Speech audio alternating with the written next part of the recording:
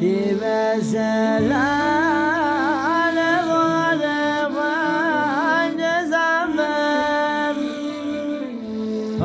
قسمت راد مکروخه زنبت یبشون ای خراب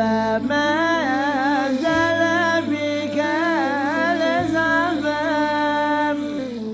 ای تیب سفنگ با تو میال زنبت طيب